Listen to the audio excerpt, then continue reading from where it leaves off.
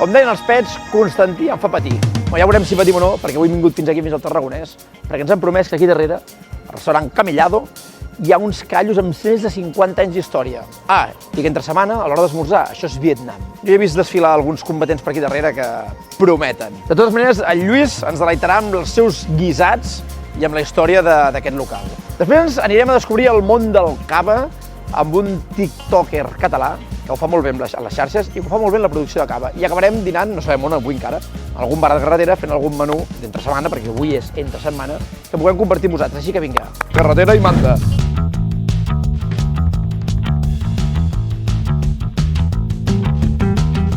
Quines intencions teniu? Bueno, volem jalar, però no volem rebentar tampoc, eh? A veure, si feu 4 mitges, potser no ho acabareu, però estamos ahí. Tapes molt grosses o què? Ja hem vist que són quantitats generoses, que... El plat de cua de bou, per exemple, jo faria mitja, els callos, peus de porc, una mica de jabalí. Hòstia puta. Tinc pulpitos avui, que no tinc habitualment. Sí, què fas? Carn i peix, normalment, com... És més carn que peix, això. Bàsicament, aquí el plat estrella que sempre ha sigut els callos, vale? Ara... Per què? Per què és el plat estrella?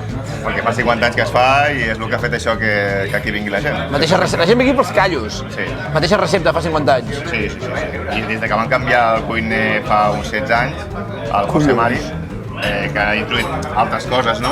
Els callos han seguit sempre els mateixos, però jo què sé, es fa una cua de bou que també té molt de renom, fem 30 quilos a la setmana. 30 quilos de cua de bou. I sempre s'acaba, sempre. Vull dir, no, el dissabte, perquè nosaltres el diumenge no obrim, doncs el dissabte a final de servei mai no n'hi ha de cua de bou. Demà s'acaba segur. I si no, la vas traient fins que... I si no és que hi ha apagón, saps? Vull dir que no.